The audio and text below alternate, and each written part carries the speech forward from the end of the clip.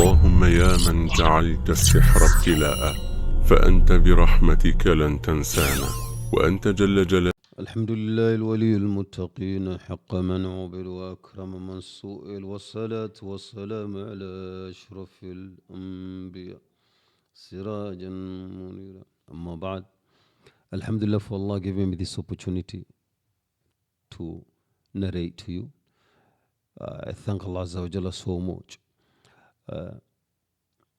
What I will request from you is that like the channel and share the video. It may help somebody out there and you may be rewarded by Allah Rabbul Izzah. Always is your intention what you intend to. We ask Allah to purify our intention.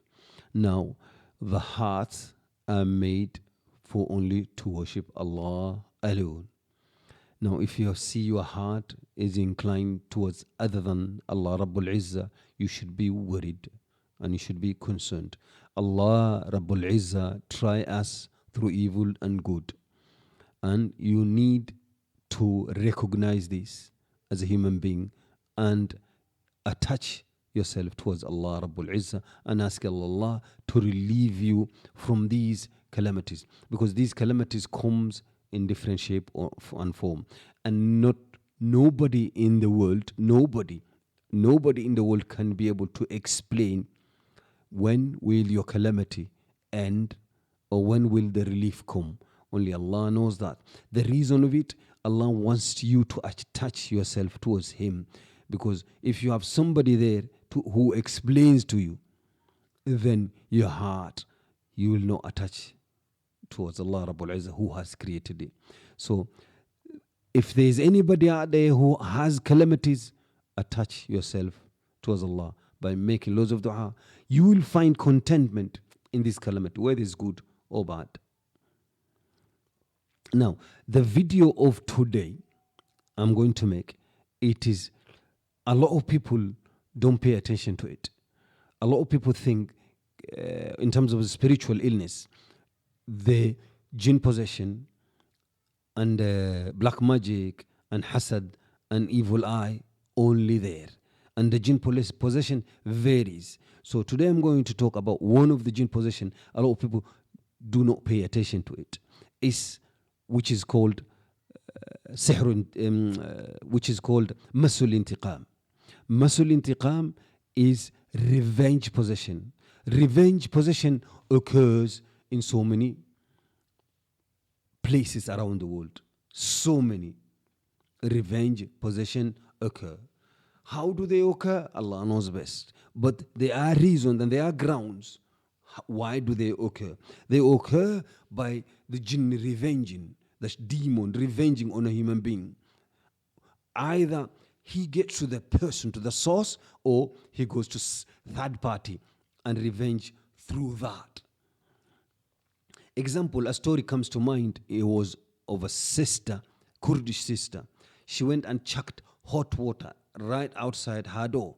And the next minute, she turns back and look back. She's seen a massive black cat near her child. She had a child. She just gave birth. And the child was young. And she ran to her child. The minute she arrived there, the child was already dead. The reason, she poured hot water outside her door without any Bismillah or anything. She has harmed a demon, a jinn there. Harming a jinn has so many levels. One level is like this one I've explained. The other one is killing animals such as bird, such as cat, such as insects in your house. So when you can see cracks in your house and start prickling and there's insects there, such as urinating in a gutter or throwing stones in the lake, river, and things like that. Harming animals for absolutely no reason, fighting in the toilet, crying, singing in the bathrooms, jumping from high places without saying Bismillah, like throwing stones. A story comes to mind in Old Trafford where there was a young man, Somali brother, who threw a stone in a tree in the park, Old Trafford, and The next day, start feeling chest tightness, headache, heaviness, and all that. Going to doctor, get checked, nothing. And he calls me, I read on him, and I found out he is got masul intiqam, revenge possession. Symptoms of revenge possession varies and depending on its severity. There's minor and major. I'm going to start with minor. Minor is persistent headache, shoulder pains, heaviness in the arms, difficult moving them, abdominal pain, chest pain, bruises that you don't know where they came from, constant isolation, mood swings. These are minor. Major ones are sleep paralysis. Sleep paralysis is one of the signs there's a intiqam happening, revenge possession happening there. Epileptic, persistent and frequently epileptic. Frequent illnesses, strange one that they have no answers. Strange sounds, an act of terror in the house. Insanity, crazy, completely crazy, also is one of the signs of masul intiqam, revenge possession. Memory loss, just random memory loss. Choking for absolutely no reason. Paralysis, muteness, blindness. Somebody can become blind just from nowhere, just became blind. Bleeding from the ears, nose, eyes, mouth bleeding, constant bleeding from the private part. This could be the sign of revenge possession. Sleep paralysis in the night, like I repeat again, this is very common in intiqam. Waking up from the sleep screaming like something has happened, kicking in the sleep, frightened in the sleep, disturbing sleeps.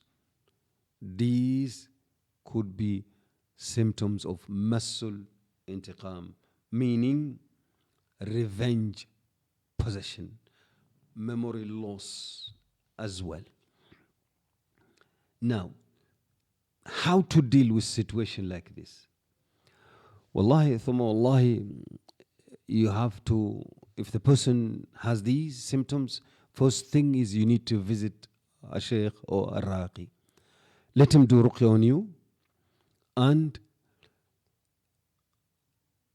the jinn needs to be informed that you did not see them, you did it by mistake, and the jinn needs to be extracted either by force or by reciting Qur'an abundantly and applying olive oil and all that.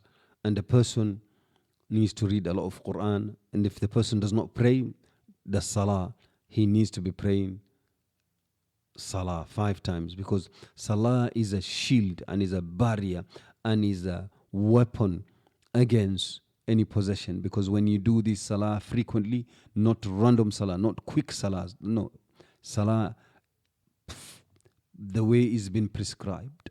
Pray slowly, remember the words what you're reading. Inshallah, you will overcome this by the will of Allah Rabbul Izzah. Masul intiqam is very common, very, very common. A lot of people have come across it. So I thought, let me do this video today, inshallah. Ask Allah to benefit the people with this video. And like I said, share